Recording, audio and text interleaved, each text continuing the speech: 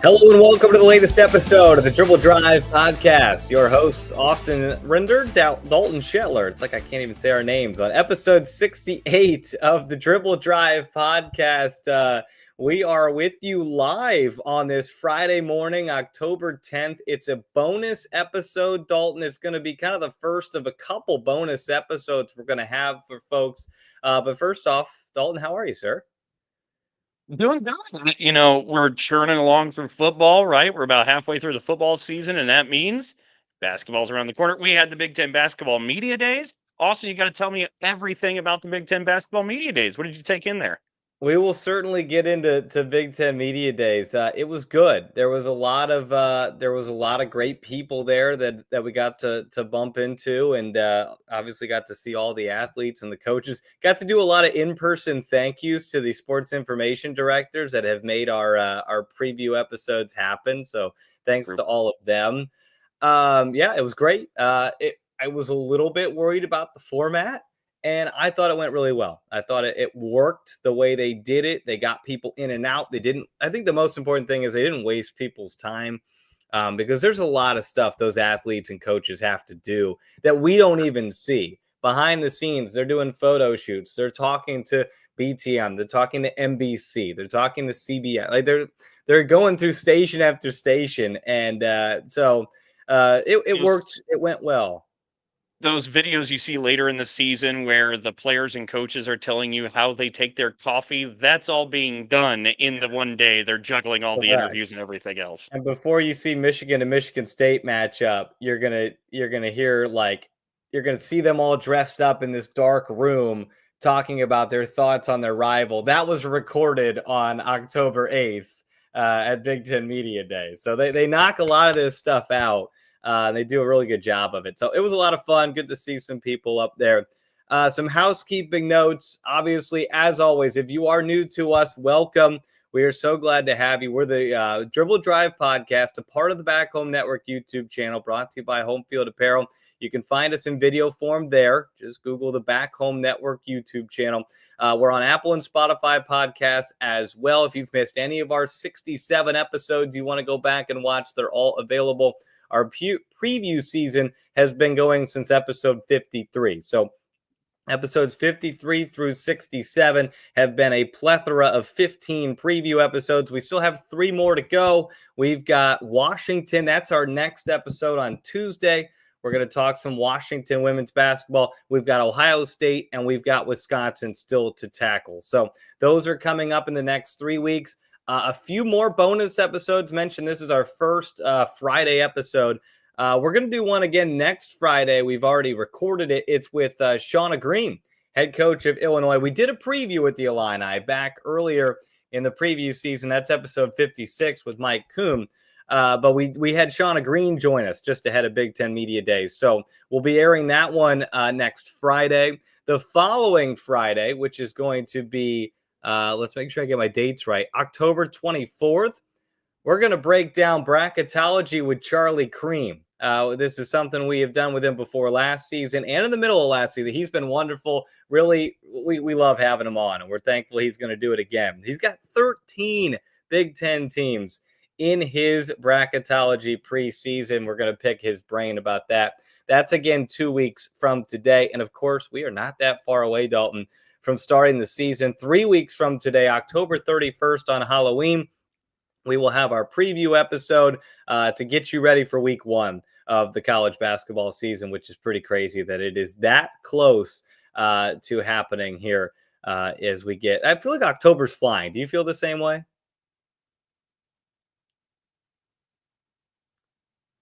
Absolutely. It's everything in my prism with being a new dad, like time is just a construct that nothing really exists. And so, yeah, no, it's a complete hyperspeed right now.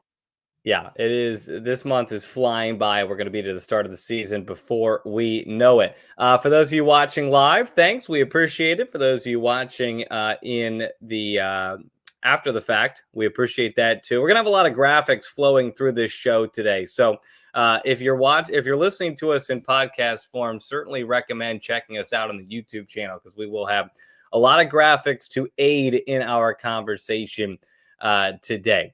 Well, without further ado, Dalton, let's get into it. Should we start with our rank? We should probably start with the coaches and media rankings. You want to start Yeah, there? that's a good idea. Okay. You want to do you want to do all Big Ten first or rankings first? Let's go rankings first. Team Okay. first. This is how much prep we put into the show beforehand as we're asking each other live here what order we want to do it in. Okay, Dalton wants to do rankings. So here we go. The Big Ten preseason poll. Actually, I don't have a graph. Oh, I do. Here it is. Let's put us off to the side here so you can see. We're still cut off, but that's okay. There we go. Coaches and media have put the teams in this order. If you're listening to us on podcast form, I'll read it to you. The coaches have it UCLA 1, Maryland 2, Michigan 3, USC 4, Ohio State 5. On the media side, that's where Dalton and I's votes go. UCLA, Maryland 2, USC 3, Michigan 4. So USC and Michigan flipped between coaches and media, and Ohio State at 5. I know what jumps out immediately to me when I see this list, Dalton. What stood out to you when you saw the top 5? I was gonna say, I think the immediate thing is when we get to ours in a moment, we have 4 of the 5 Yep. from the coaches and the media. There's one that we didn't have, and I think we both have the same team, just a different spot. Well, we can get to that in a moment, but I think what you're seeing here is UCLA obviously being won by both coach and media. That kind of combines with the feeling we've had often that the Bruins heading into the season are number one, maybe by a margin across the Big Ten. Maryland at 2 is also something that I think is pretty interesting because we talked, Austin, you and I feel like 2, 3, and 4 can be a bit interchangeable. I like Maryland at 2. But the coaches and the media didn't even pick one of our teams that we had in the top 4. Like Yep. I said, we'll get to that. But I also think it's interesting USC being at 3 from the media. A lot of respect being shown to the Trojans. They're the Big Ten champ. But of course, there's a lot of looming question marks without Juju Watkins. What is life like for USC? However, they do bring in the top player again in Jazzy Davidson. But it's really interesting how this shook out and how close it is between the coaches and media. Yeah, I to me, the number one thing that stands out is number 5. I don't get it. Same. We have not done our Ohio State preview yet, but I don't see Ohio State this year as a top 5 team, and we're going to talk about it coming up here when we unveil our 1 through 18. The Big Ten does not unveil 1 through 18. They do have us vote 1 through 18, but they only show the top 5. We're going to show all 18 coming up here. I think if you're putting Ohio State at 5, you're not paying attention to what happened in the offseason. That's my opinion. I just think that if you're putting Ohio State at 5, you're saying, okay, they won the league a couple years ago. They've been the top 4 team in the league the last, 3, 4, 5 years. So you're just putting them in that spot based on what has happened. But they lost Cody McMahon. Like, that is a huge loss. They lost Taylor Theory to graduation, another big loss. They lost Asia Petty to graduation as well, another starter lost to graduation. So they bring back Jelani Cambridge. They bring back Kennedy Cambridge, Chance Gray. That's probably 3 of their top, with Ava Watson as an incoming sophomore. And they bring in some transfers as well. And again, we're going to be previewing Ohio State coming up here in a couple weeks. But I don't know, Dalton. I don't totally see it. Tiana Todd's their top transfer coming in from Boston College, and then Kylie Kitts, who is Chloe Kitts' sister, comes over from Florida. Didn't play last year for the Gators, but it feels to me like there were more deserving and proven teams. I like to look at my rankings and say, who is bringing known commodities back? And to me, that was UCLA by a mile. Then it's Michigan, it's Maryland, it's Michigan State for me, and I know for you as well. And then it's was Minnesota's bringing a ton back. Washington's bringing a ton back. USC is new, but it's new in the sense that we still know Kennedy Smith. We know she's going to be really good. And then you bring in some transfers who have experience at the Power 4 level. So it's not totally new. Jazzy Davidson is new. We don't know what she's going to look like. But Ohio State felt a little bit propped up in this as opposed to where I would have put them. So, and I feel the exact same way. And I don't know if it's just because we talk on a weekly basis and we have now infiltrated each other's minds, but no, I've felt the same way. And to me, I give a lot of respect to Ohio State because I think Jelani Cambridge is one of the best basketball players in this conference. I think she's a difference maker. One question I have with Ohio State last year, so much of it, as you have the visual graphic up now, we're playing off of Cody McMahon doing some different things. Jelani Cambridge's best skill is her speed. If you take the speed away, if you don't crash the offensive rebounds, you just commit to getting back on defense. What then is the next pivot for Ohio State? And it could come in a couple of different forms, right? Jelani could have taken another step in her own game as somebody who was a Big Ten freshman of the year, or you have some of these other Buckeyes step up into spots where they can create. But I'm with you. It's not known at this point. I think it's very doable, but I don't see it as known at this point what it looks like for Ohio State. Yeah, there's too much unknown for me, and even Jelani Cambridge is an incredible player, and we're excited For to sure. watch her play again this year. Chance Gray, you see the numbers on the screen if you're listening to us: 12 points a game, 35% 3-point shooting. A lot of that, Dalton, was early, and she struggled in Big Ten play and was not the same player that she was during the non-conference season. So I'll be curious to see what she has in store for year two. I thought it was funny. So she was up. She was there with Jelani at media day, and somebody was asking her, "How crazy is it that you and Grace Van Sluten are at the same media day, but not on the same team anymore?" And she said, "Yeah, 2 years ago." They were both at media days, Pac 12 media days with Oregon. And now they're both at media day yesterday with two different teams. So always interesting to see how the sports landscape is changing. But that was the big one that stood out to me from that top five. Let's go ahead and put our rankings up here on the screen for the folks with us on YouTube. We have very similar top fives, the same five teams between Dalton and I. We both, I think, basically everyone I talk to at media days on Wednesday, it's a consensus. UCLA is your number one team.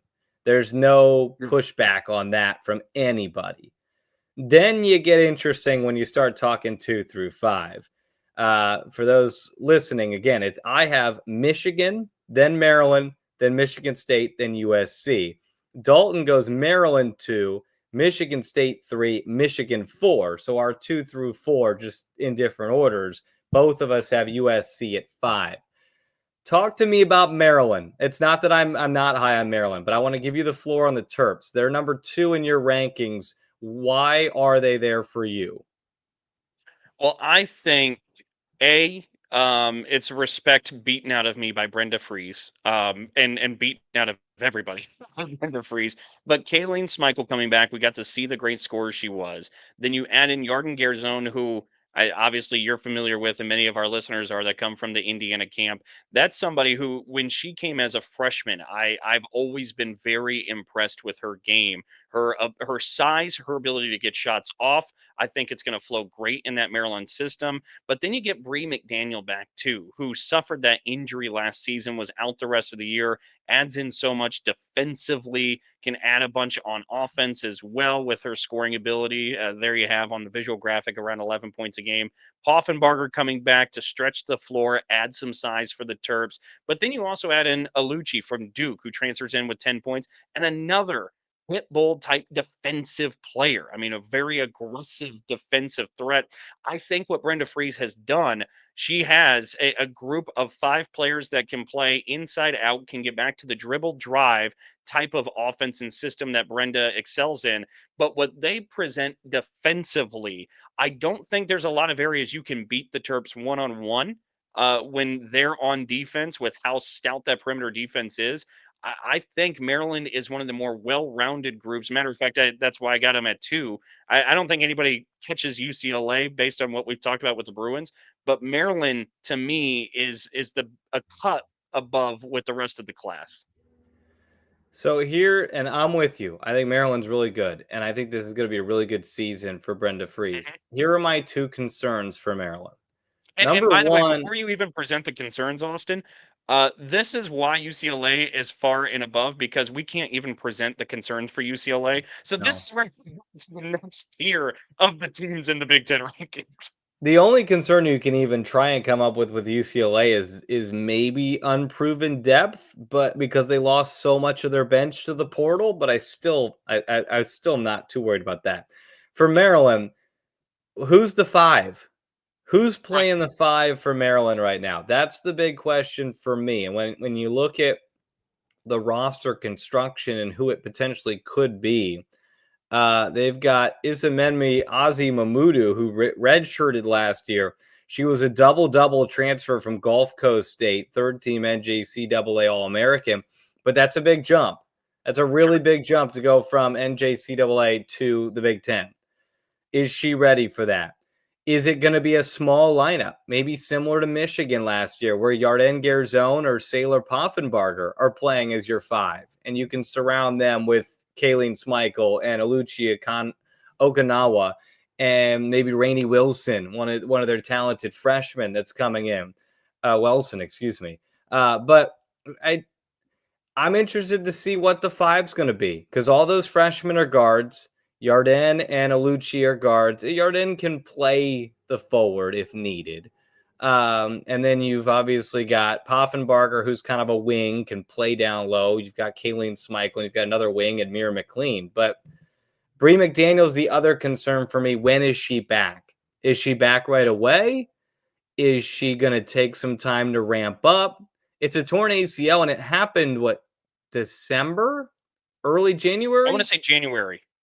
I think it was January. So it hasn't been even 10 months yet since the injury. And sometimes those ACLs can take a year to really feel like you can get back. So I'm curious when she can add to this team. So then the pivot off of that is the depth.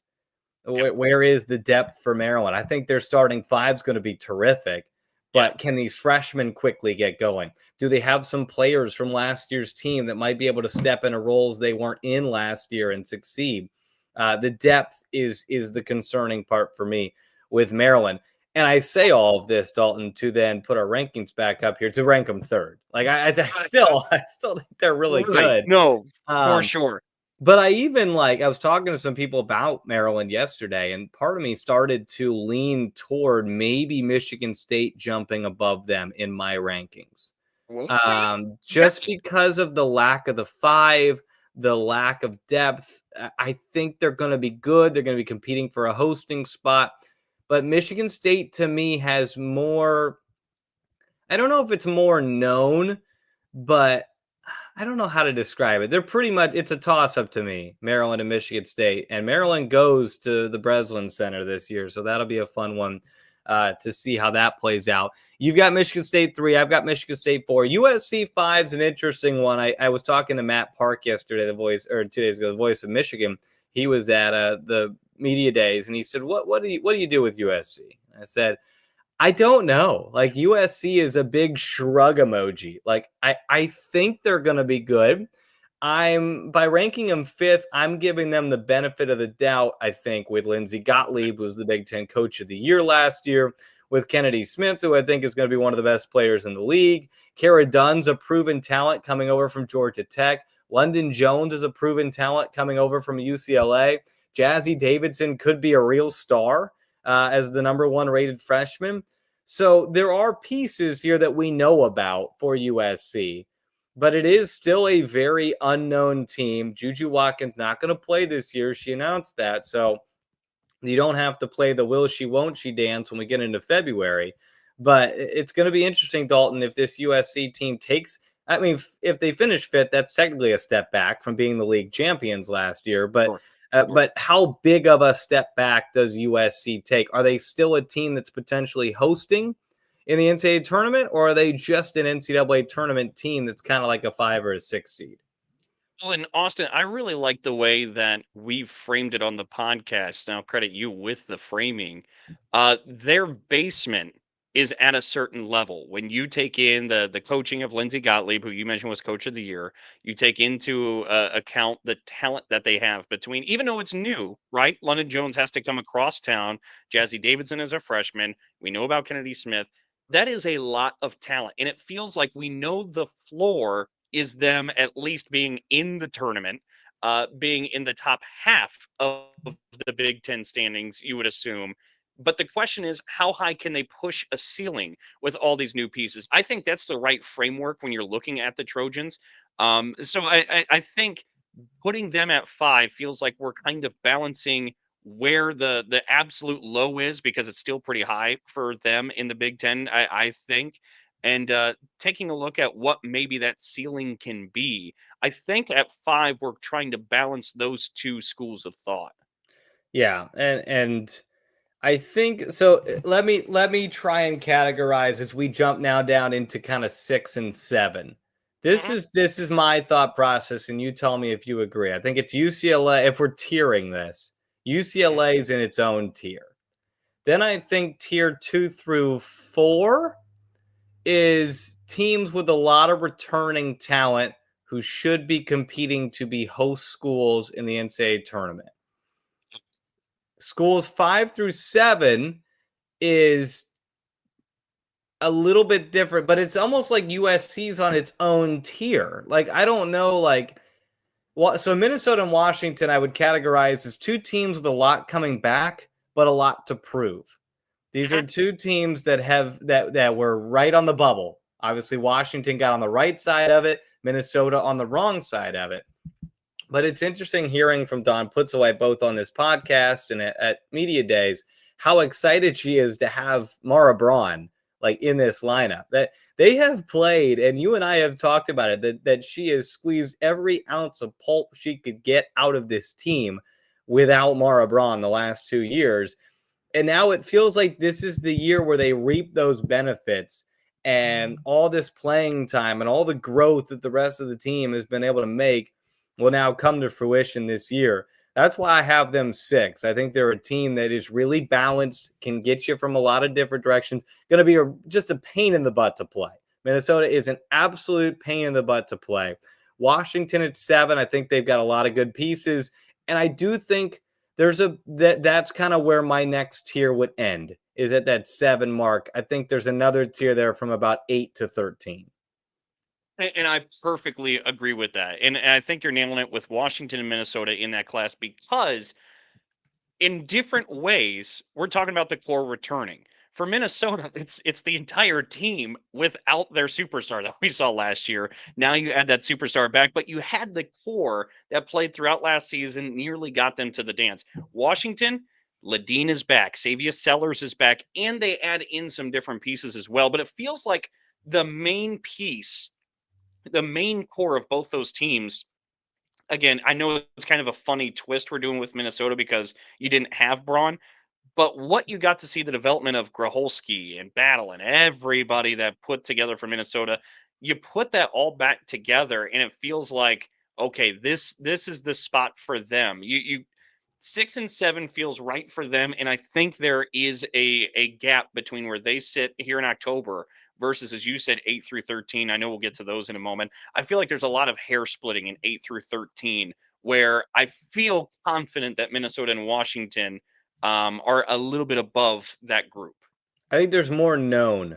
There's more Yeah. known commodities for Washington and Minnesota compared to 8 through 13.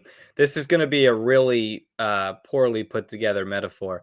But Minnesota feels like a a dish you made one night that you were like, man, that was really good. Like when Mara Braun was healthy. And then you forgot all the ingredients. So you left like a key ingredient out. And so you put a bunch of salt over the next thing that you made just to make it like okay. And now you're adding in that key ingredient and it's going to be great. And I feel like Minnesota is like they've put a lot of salt over the last couple of seasons to make it work. Now you're adding in that key ingredient you were missing, and it should really make this team stand out. So I want to give No, you, I think it's fair. Dalton, you take the floor on 8 through 13. Where do you want to start when it comes to it? For those listening, Dalton goes Ohio State, Iowa, Illinois, Nebraska, Oregon, Indiana. I go Nebraska, Ohio State, Illinois, Iowa, Indiana, Oregon. So it's the same 6 teams in a totally different order.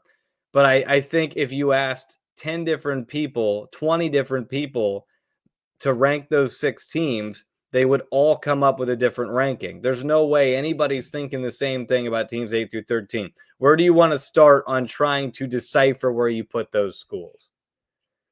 I'm gonna say this is going to be a difficult exercise. You mentioned Ohio State. I have 8. You have 9. We've talked a little bit about the Buckeyes, so I want to jump ahead.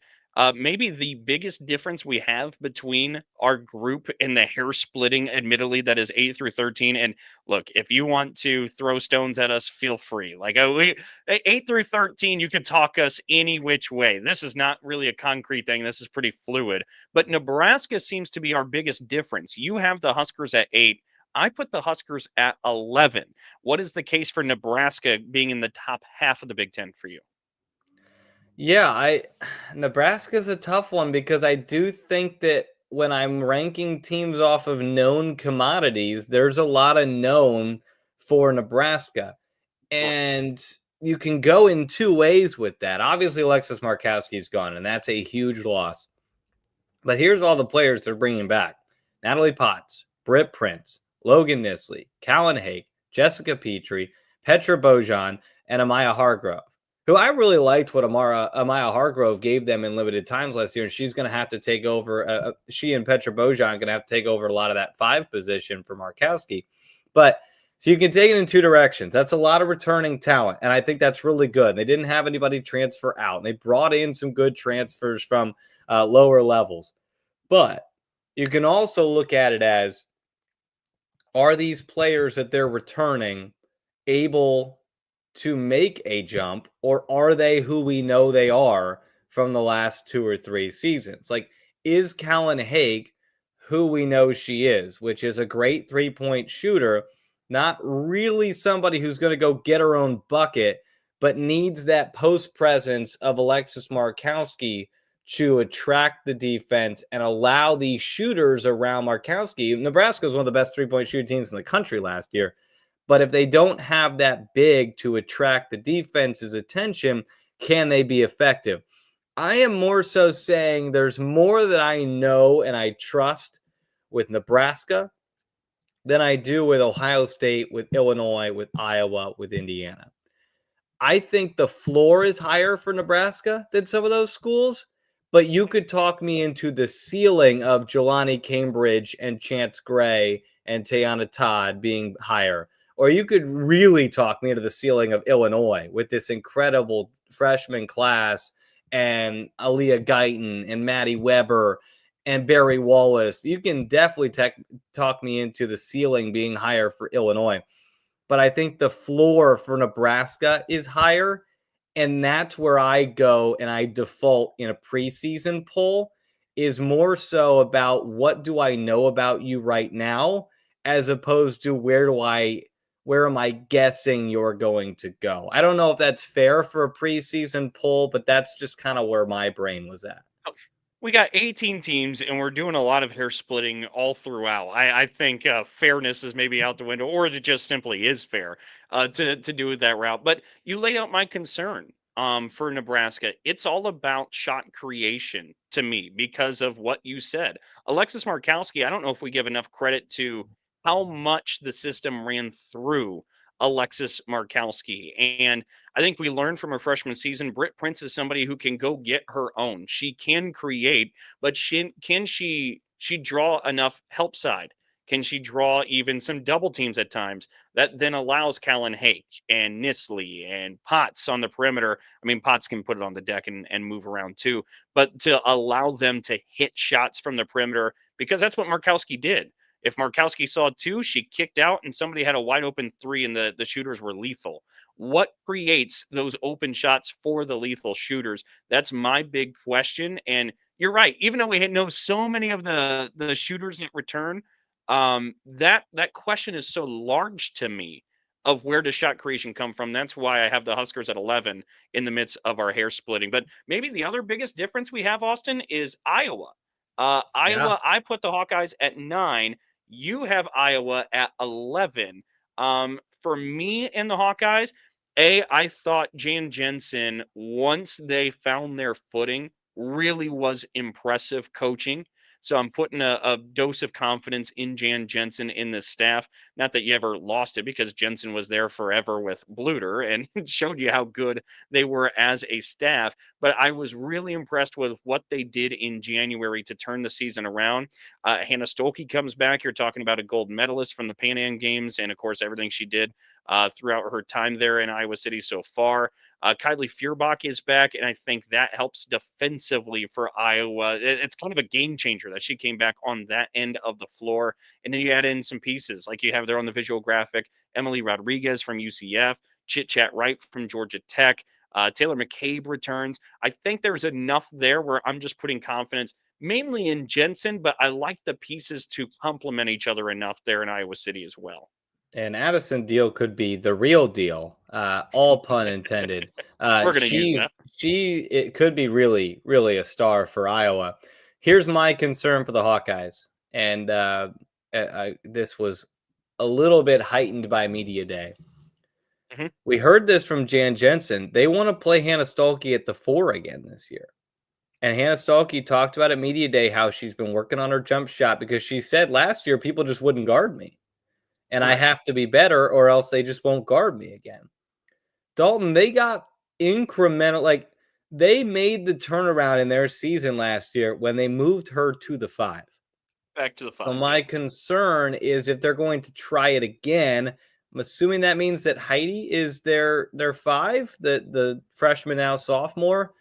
But I don't know. I don't love that. I think they're a better team when they go smaller and Stolke's at the 5. I know that's not the position she wants to play. It's not her true position, but I think it works better. So I do have a little bit of concern that we've now heard from both Jan Jensen and Hannah Stolke that that's the plan, is for her to go back to the 4. Now, Jensen did mention she was hurt last year, dealt with some stuff there that didn't allow her to create that jump shot that she needed. But that's my concern with them. I like the upside of Illinois a little bit more, like the upside of Ohio State a little bit more than Iowa. This is something to keep in mind now as we get down to kind of 12 and 13, which we both have Indiana and Oregon in some order. And I put these rankings out last week on Twitter and tried to stave away the IU fans who might be like, how in the world did you rank Indiana 12th? Well, here's the first thing, Dalton. There were 12 teams in the NCAA tournament last year. Charlie Cream has 13 in this year. He has every team that made it last year plus Minnesota. Now, will that happen? I don't know. But ranking a team 12th doesn't have the same like punishing tone to it that maybe it did 4 or 5 years ago. It now is like, okay, that's a team that's going to be a really tough out in the 13th spot in the rankings. For Indiana, I trust Terry Morin's going to make this a tournament team. Truly, I believe Indiana by the end of the season can be a top half of the league team. I just, again, if I'm making my rankings based on known commodities, the only known commodity on this team is Shea Chesky. Everything else is, well, if this happens, if they do this. I think a lot of those ifs can come true with a combination of what I've seen in practice from what I know from Terry Morin and her staff as coaches and what they can get out of players. But again, if I'm truly trying to be taking a step back at saying, what are the known commodities of this team? It's Terry Morin, it's Shea Chesky, and that's it. I think that Zania Soka Nguman's going to be terrific at the 5 position. And I think she's going to be a totally different 5 than Indiana has ever played with. Her athleticism is off the charts. She does a lot of like what you would see from Angel Reese, which is just vacuum rebounds down around the rim. She has great hops, can get up quickly, Dalton, like Angel Reese, where she can miss a shot and jump right back up and beat you to the rebound. I think Shea Chesky's going to be great. We'll get to our first team all Big Teners. I put her on there because if Indiana is going to be top 9 in the league, it's going to require a big year from Shea Chesky. And I think Lene Beaumont, if she stays healthy, is going to be a real star in this league. We just haven't seen it yet. So it's not fair for me to put Indiana at 8 and say it based upon all these ifs. But would I be shocked if come March 1st, Indiana's 7th or 8th in the standings? No, because that means a lot of these ifs worked out. Right now, I just have less ifs about a Nebraska, about a Illinois, about an Ohio State than I do about an Indiana right now. I think that's well said. I think that's kind of how I feel. It's fascinating too, and you gave the context. Look, folks, I think the Big Ten is the best conference in the country. People will have a debate between the Big Ten and the SEC, but even if they're not, this is the best Big Ten women's basketball's ever been in history, and it's not particularly close. And even though I don't have a degree in bracketology, I know I'll have Charlie Cream on at some point. I feel confident in October that a baker's dozen teams from the Big Ten will be in that big dance. So to your point, it's not a slight. It's just how ridiculous this league is. And that can't be overstated through this process.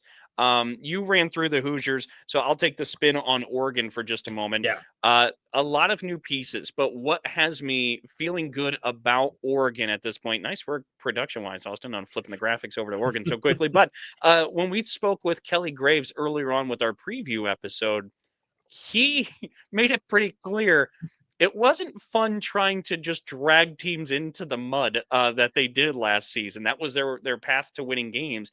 But here they bring back Mavius. Again, all the scoring numbers are down for these players because the team just didn't score that much, and they just locked you up to score less than them. But Mavius comes back, Muhammad Bell. But they bring in Mia Jacobs, a real scorer out of Fresno State. You have there on the visual graphic, over 18 points a game. Washington State, they get Tahina. Just about 8 points a game. Avery Kane, one of those Bruins on the bench, just like how you talked about Saka. Help me with the last name again. Soka Guman. Just like how she looks to, now that she has opportunity, take advantage of that. Avery Kane was on that UCLA bench, wasn't able to get a lot of opportunities with a Final Four UCLA team, but she's going to at Oregon. I think there's a lot of pieces there that are pretty exciting. I know we have Indiana, Oregon 12 and 13 in some fashion, but you said it perfect, Austin.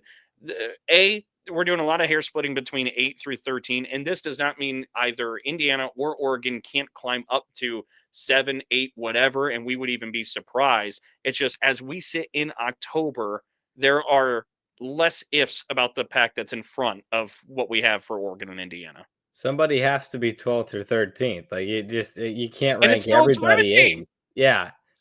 For Oregon, the reason I would put Indiana in front of Oregon is that I don't know.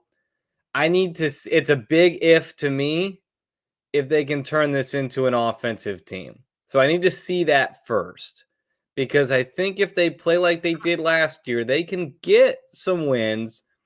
But I think the Big Ten's going to understand, okay, we know we're going into a rock fight with Oregon. Now, if they can show us that this offense takes a big step forward, then that would be huge. But they did lose some big pieces. You think about Deja Kelly, you think about Philly Che, Peyton Scott. These were 3 of their starters and 3 of their main contributors who are gone. So it is built upon a lot of what we heard from Kelly Graves. And I tell you what, you listen to that guy talk and you think, sign me up for that team, because he had us ready to be Duck fans there. Which shout out, it's Duck Soup Week, by the way. We don't like the Ducks here in Bloomington. But I could go make myself some duck soup. But anyway, back on track. Oregon, like, to me, I need to see the offense take that step forward before I commit to it happening. It's another one of those ifs that I put, like with Indiana, with a lot of their players that need to take that step forward. For Oregon, it's if they can get a better offense. Like Mia Jacobs coming over from Fresno State, that's a different level. So could it work? Absolutely. Could it be a little bit more like last season than Kelly Graves wants it to be? Maybe. So I think for Indiana and Oregon, they both have a lot of what ifs around them. And as long as they get through a few of them, they're going to be tournament teams. And then it just depends on how high they can climb. Last thing we'll do on rankings before we jump over to players, because I know you got to get moving. But Penn State, we both have as the top team of kind of that next 5. There's definitely a tier there from 14 to 18. Same 5 teams that were in that same tier last year. You and I both really enjoyed our conversation with Coach Keeger from Penn State. Just feels like she has a really good vibe around her team. It looked dire there for a moment, Dalton, when everybody was in the portal. And they got Gracie Merkel back. They got Mariah Murray back, and they added Kiyomi McMiller. So there are some pieces to build on for Penn State. That's why I think they're above the rest of those teams at the bottom, just because they do have 3 pieces of Big Ten players that we know have a lot of talent and are at least a core that they can build around. Yeah, I was going to say, out of that bottom 5 group, going quickly, Penn State has a bit of a wild card element to them, where it feels like with that talent and those pieces, how they can play off of each other, maybe they can jump up into that top 13, which then gets you in the NCAA tournament. But I mean, based on talent, they feel like they're in their own class after 13 and not really with that bottom 5 group. They feel like they're on their own. And then the bottom 4 you can talk about in any which way, with Purdue, Wisconsin, Northwestern, Rutgers, and somebody's going to fight and make the Big Ten tournament out of that group. That's what it feels like in October anyway. Yeah. And something to know, they did announce this last week, but the Big Ten men's tournament is expanding to 18. The women's tournament is going to stay at 15. So there will still be that battle for probably seeds 14 and 15 coming down the stretch.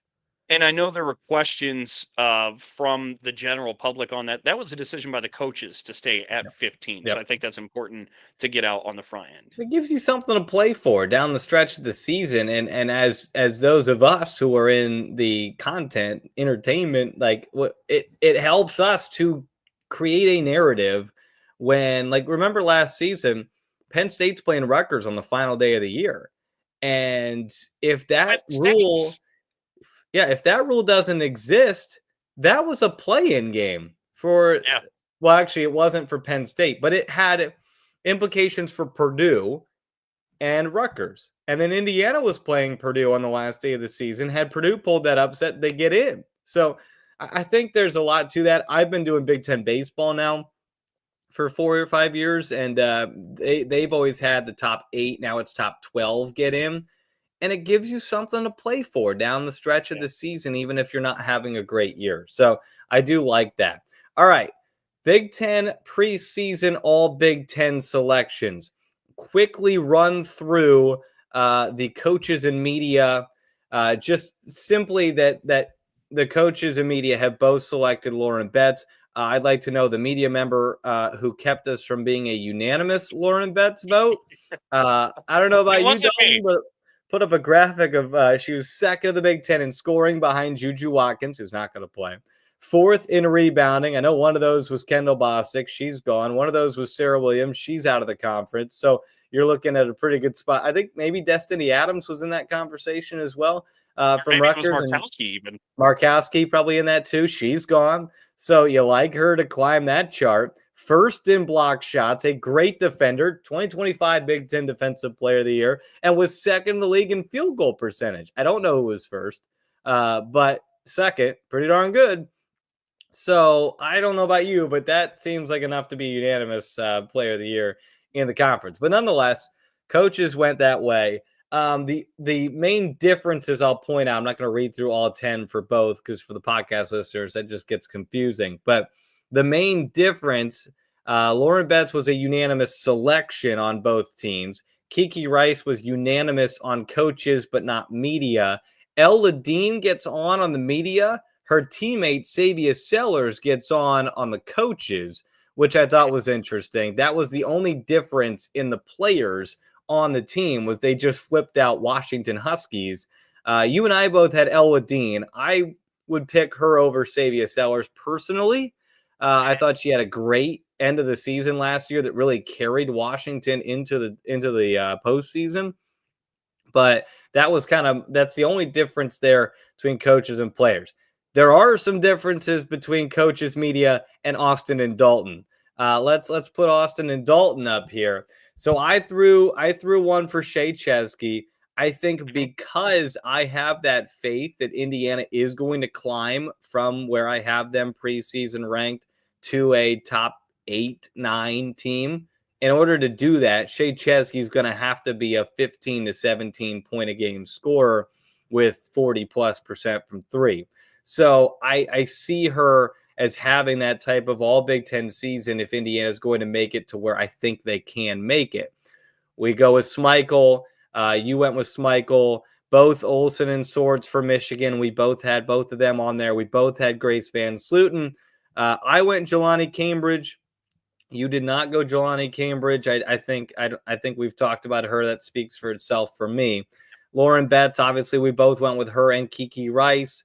We both had Kennedy Smith from USC, who, if I'm not mistaken, flipped the other one up there, was not on the coaches or the media, which I thought was interesting. I think when we talked to Eli Kleiman, he said she could be the best player in the league.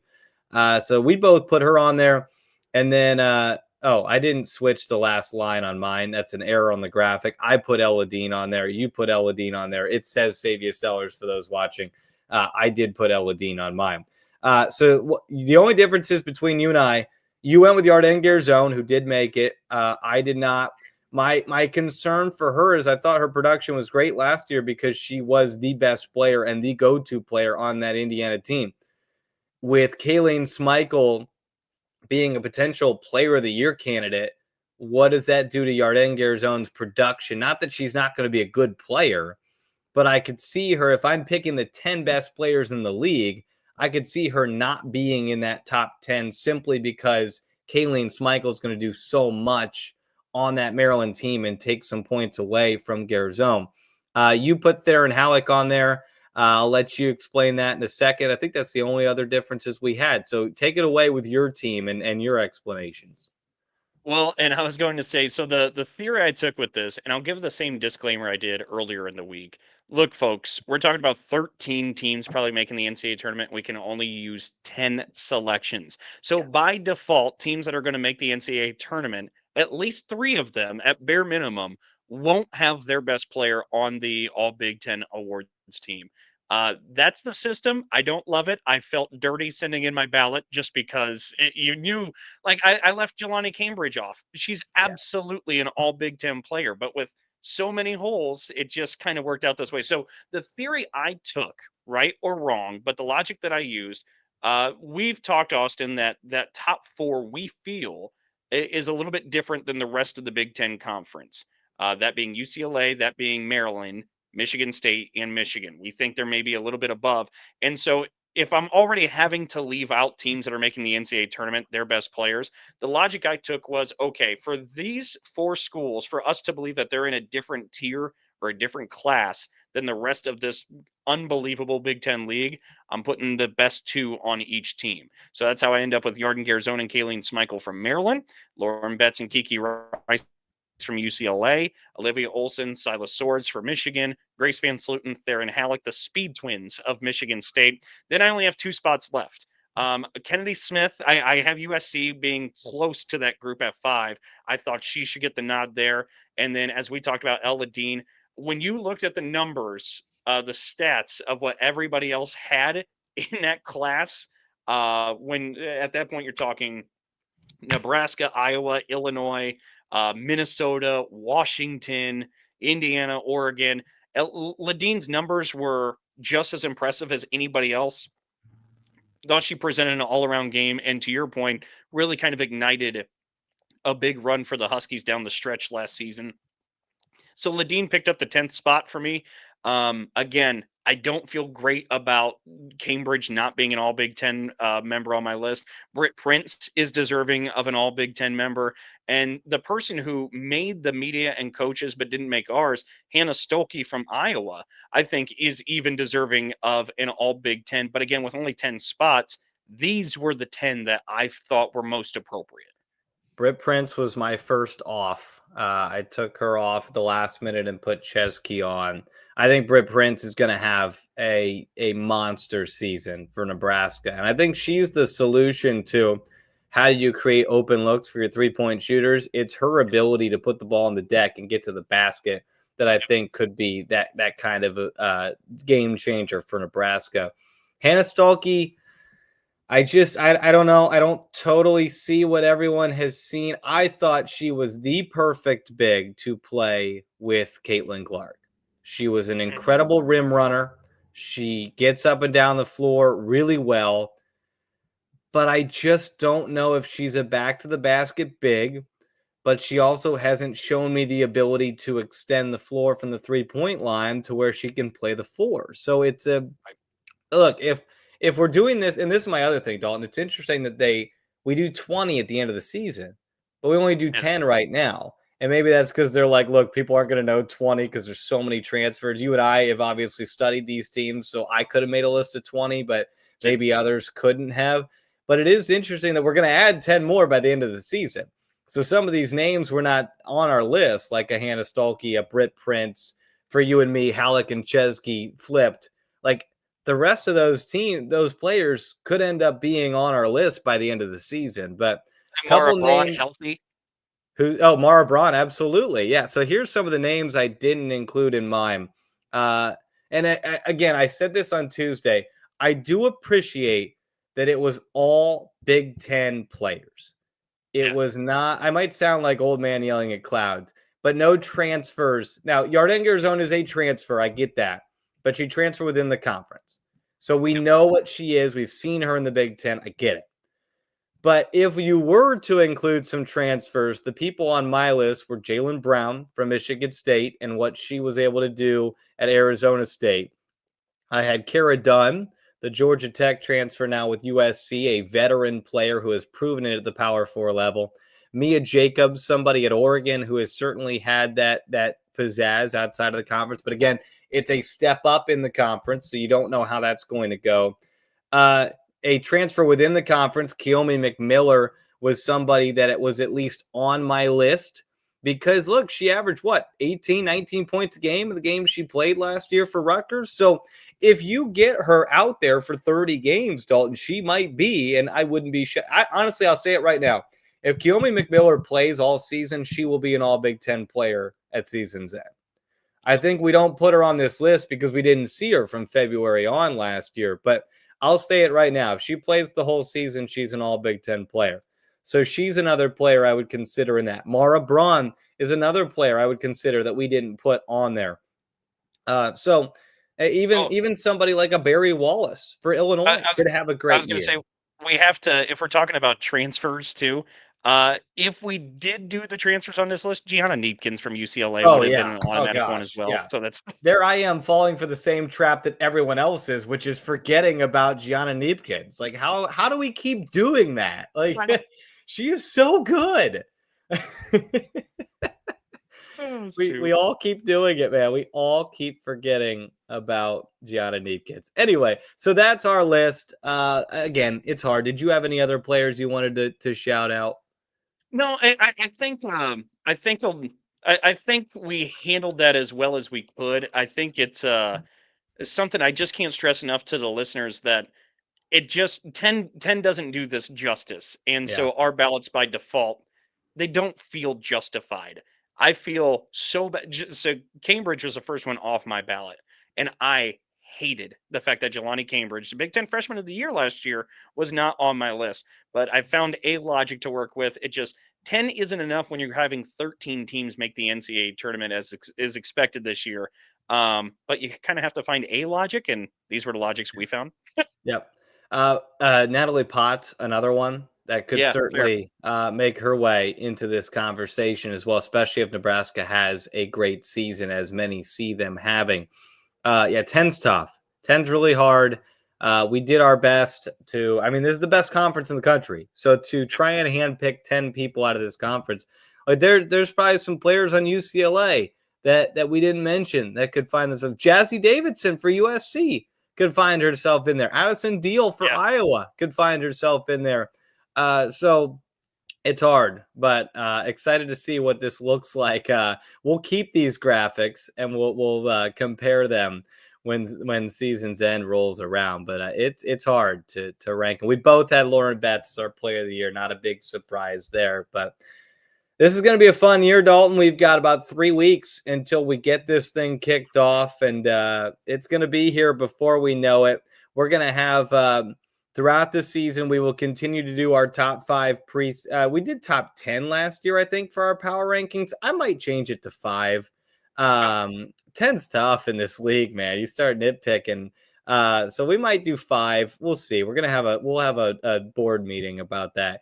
We'll also have, our star. I've got some graphics cooked up for some of our stars of the week. So we're really excited to get this thing started. It was like, it kind of felt real when I was at media day. It's like, okay, like basketball is here, like seeing all these players and like, yes, I can't wait for this thing, man. It's going to be awesome. And we're really looking forward to this thing. But again, quick program reminder, Tuesday, Washington preview. Jason Doro will join us from the Washington Sports Radio Network to preview the Huskies. We're going to talk Washington on Tuesday. Then on Friday, we already have this recorded. It's going to drop Friday, a bonus episode with Shauna Green, head coach of the Illinois Fighting Illini. The next week will be either Ohio State or Wisconsin. They still have to be previewed as well. And then 2 weeks from today, Charlie Cream, bracketology episode. And 3 weeks from today, Dalton and I will get our previews in for week 1 of the college basketball season. Oh, man, I'm getting excited. Thank you all for listening. For those of you who popped in live, I know 11:15 in the morning Eastern time is not the ideal watching live time frame, especially for our friends out on the West Coast who are like, it's 8:15. What are you doing? So we'll try and when we get back into the season, we're going to try and go around closer to noon, get some people on their lunch break, get some people on the West Coast having some coffee, and we'll go live a little bit more throughout the season. But look, Dalton's a dad, so Marshall has full reign over our schedule. We operate as he operates. So if you have any angry or any issues with the podcast, we'll direct them all to Marshall, and he can speak for why we are not able to record. We're just holding the baby up as our shield right now. So go ahead and. Oh, we love him, but yeah. So we're gonna be as flexible as we can with Mr. Shetler here as we go through the season. I do not have a child, so my schedule is wide open. But we'll make this thing work. We're so excited to get this thing started, and we appreciate everybody for listening and watching along. And we got several more episodes before we get started. Washington fans, Ohio State, Wisconsin, we are getting to you and your preview episodes coming up shortly. Dalton, thanks for making time for us. We appreciate it. We will chat with you on Tuesday. Until then, thank you all for spending some time with us on this Friday morning. For Dalton Shetler, I'm Austin Render. Check out all our content. Give us a follow on X, Dribble Drive WBB. We'll talk to you guys Tuesday for a little Washington preview.